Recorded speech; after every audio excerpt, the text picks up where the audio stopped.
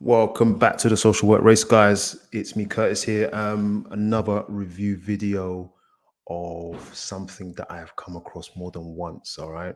And there are elements to what we're going to look at today that I have come across more than once. And of course, it won't only be me, it will be a lot of other social workers as well.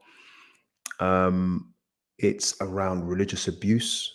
But I want you to, the topic isn't about religious abuse, it's to do with religion. Just so you know, this is the Social Work Race platform, and this is where we come to learn about what social work is really like in practice. I like to promote that, and that is to help prepare people for the journey of social work, newly qualified social workers and social work students. This is where it's at, but this is for anybody. It will generate discussion, a lot of ethical discussions as well, because social work isn't just a straight line, it's a very colorful rainbow of outcomes and possibilities and interventions and perspectives and theories, all of that. So bear that in mind when you're approaching a situation. I've had a situation though regarding a family where it was the abuse of a member of the church by someone prominent. And it's one thing where they say the leader, elder, minister, pastor, bishop has perpetrated this abuse. What we're looking at today is the congregation or the people around them that may be protecting them. Let's have a quick look at a video that I came across a long time ago, and I'm playing it today. If I know how to do this, let's see. On Sunday, a pastor resigned because he committed child molestation. The congregation gave him a standing ovation. The victim confronted him. Let's go to the first video. For 27 years, I lived in a prison. It was not 20 years.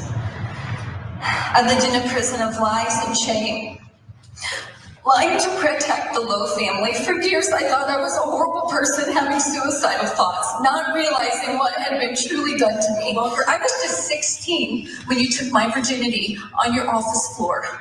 Do you remember that? I know you do, and I have plenty of other stories that I could bring to remembrance. You did things to my teenage body that had never and should have never been done. If you can't admit the truth, you have to answer to God. You are not the victim here. I tried to tell someone, but all that was done was cover up. No one ever came to me. No one ever helped me. No one ever got me counseling. I have wanted to talk to somebody all of these years and never. You have somebody that you talk to. I never have. The church deserves to know the truth. This church has been built on lies, but no more. The lies need to stop. I could give story after story after story to what you did to me. Michael, your dad is not the victim here. A partial truth is not true. If I would have gotten counseling, your dad would be in prison. Let's put up the picture. Hold on. So this is what I'm saying. So it's one thing happening from any, and I've podcasted on this before, anybody will commit abuse against a child. Anybody. It doesn't matter what their position in society is or their religious beliefs. Everyone is there's a potential in from anyone in any community, and we mustn't forget that, right? But not only that, I want you to look at the environment, okay? Because this minister still has people protecting him and standing by him because of what he has done for them, okay? So what happens is that people can alter the moral code in society by doing nice things. Look at, like, for example, I've watched a lot of things on Netflix. I like crime. You look at things like Pablo Escobar. What did he do? He was an evil man. We know that. He's not the only one. He's done some atrocious things to humans in front of people, in front of communities. and hold communities to hostage. But because he gives some of the communities money, they can look past. Do you get that? They will look past what he has done and protect him, which is why one of the reasons why he was so difficult to catch. But this isn't only about drugs and narcos. This is now in our own church communities, how some people get away with it. And this is what I want you to look at as a social worker. You're looking at people's environments. Let's just watch a little bit more of this video, just to get a bit more of the context. But bear in mind and listen to the congregation. Of this brave young woman, okay? I'm going to give you some more context to this. Pastor John Lowe of New Life Christian Church in Indiana confessed to sexual assault decades ago. He called it adultery. He lied about the time frame. He wanted to say it was 20 years ago when it was 27 years ago, making her roughly 14, 15 years of age, okay? When he resigned with this lie, her and her husband came up to the pulpit to correct the narrative. Wow. There's more video, here it is. Ooh. And I will not let this man talk about my wife like that. It happened for 9 years. When she was 15, 16, the sexual grooming started. And it lasted until she met me and we started dating. This is the truth. And that's all we're gonna say, except just that's We it. have numbers, you can talk to my brother. That's fine. This necklace was Bobby's. It was given to her by Joe II and possibly other people in the office. They might have received necklaces too as like a ministry gift. I'm not trying to stretch the truth here, but it was in our house and I'm giving it back.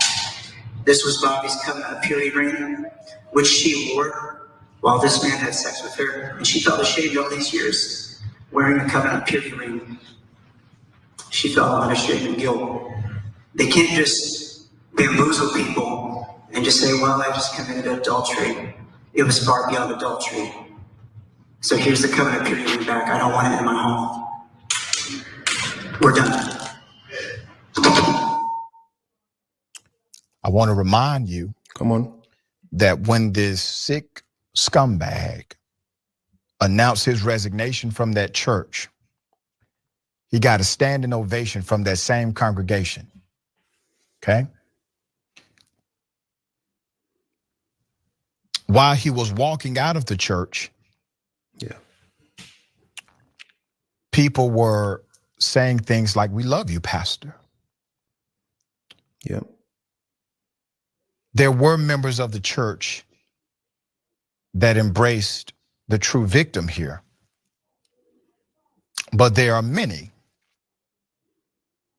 who ultimately embraced the monster. Yeah.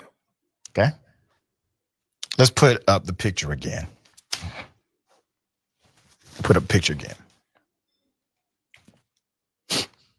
You know, Yeah. I knew I was going to have problems doing this one. I had problems in production. I'm proud of her. And I'm proud of her husband. Because this was hard. This was difficult. They were engaged in a system of manipulation and indoctrination like many of us could never imagine.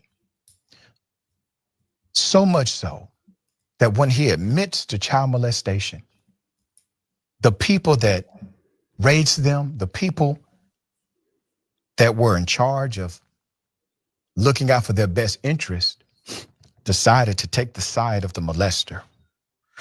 The video was recorded by someone in the congregation after the live stream of the service cut, so they didn't know this was being recorded. Here's some of the speech before he was confronted. Pastor said, and I quote, "I committed adultery. It was nearly 20 years ago. I continued far too long. It involved one person, and there's been no other, nor any other situation of unbecoming conduct for the last 20 years. I will not use the Bible to defend, protect, and deflect my past sin. I have no defense. I committed adultery. To say it plainly, I didn't make a mistake. I didn't have an issue. I didn't have an affair. I didn't make a misjudgment. I sinned. I need to say that. You deserve to hear it, okay? While applying church discipline for sexual failure, for repentance, confession, and restoration, I myself had not been disciplined for sexual misconduct in accordance with our church bylaws. I'm stepping aside, stepping down from ministry responsibilities. After he did this, he got a round of applause from the audience, okay? From that congregation gave. Listen. It's the audience. Now listen to this. This is where it gets social working tricky, right? And you have to be, I have to be so careful about what I say because it can be triggering for people in many different ways. Some people will feel judged by what I'm saying. Listen, you will have people defending. I've been involved in a court case where people are defending a same thing molester.